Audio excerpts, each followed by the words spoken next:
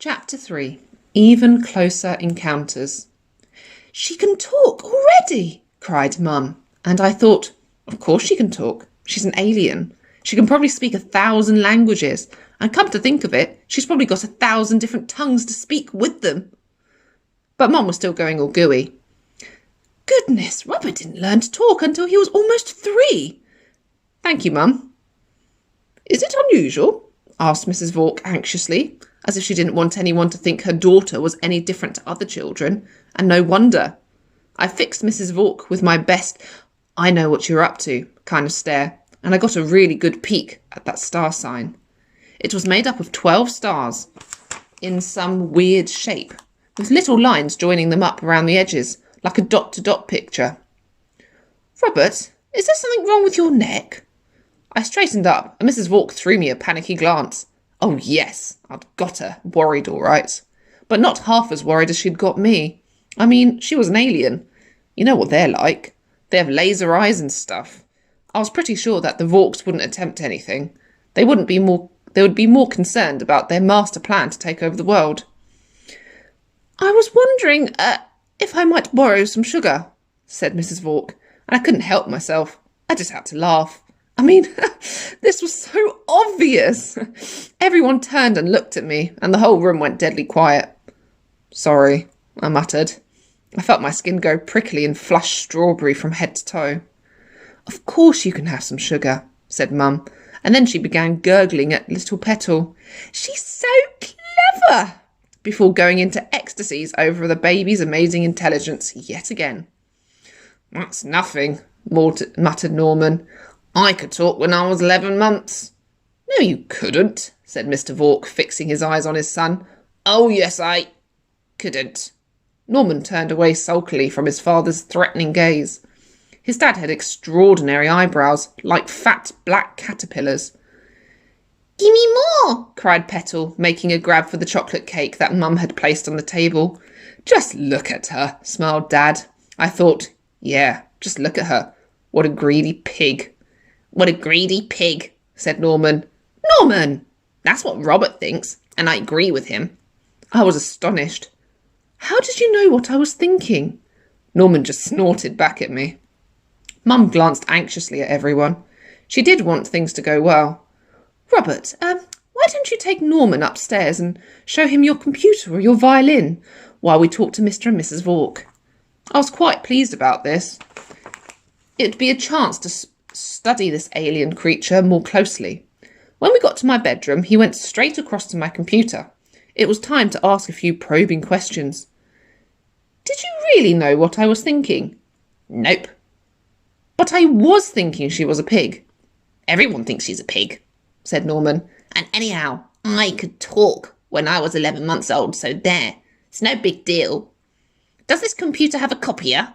"A what?" "A copier, you know, for copying things." "Oh, you mean like a photocopier?" Norman gave me a weird look, as if I was truly stupid. "Of course not, jellyhead," he sneered.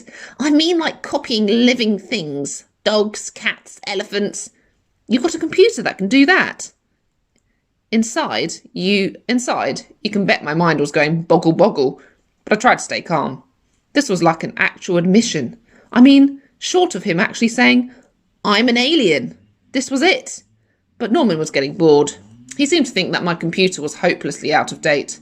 "My dad's into computers," he said. "He knows more about computers than anyone in the universe." "I bet he does." I tried to sound cutting. "Yours is rubbish." Now that was cutting. I shrank back on the bed. Norman kept glancing round the room. Eventually he spotted my violin. "Can you play that thing?" "Sort of." "Go on then." I picked it up and began to play a little piece I'd been working on. The effect it had on Norman was incredible. He kind of doubled up with his hands pressed over on his head. He toppled over to one side and began writhing about on the floor. "Oh, come on," I protested. "My playing isn't that bad." I put the violin down and Norman struggled to his feet. He stared at the little wooden instrument. "That is an instrument of torture," he croaked. "You must have heard a violin before," I said. "Not played like that." He sat on my bed. "What do you do up here all day? I've never been in such a boring room. What's special about your bedroom then? Norman grinned at me. For a start, I've got an electric guitar and amplifiers, he boasted. And I've got 2 computers, 3 game decks, and my room is twice as big as yours. I've got a satellite tracker and everything. A satellite tracker? What a giveaway. This was getting scary. I began wishing that Norman would go. I must get back, muttered Norman. It's getting late.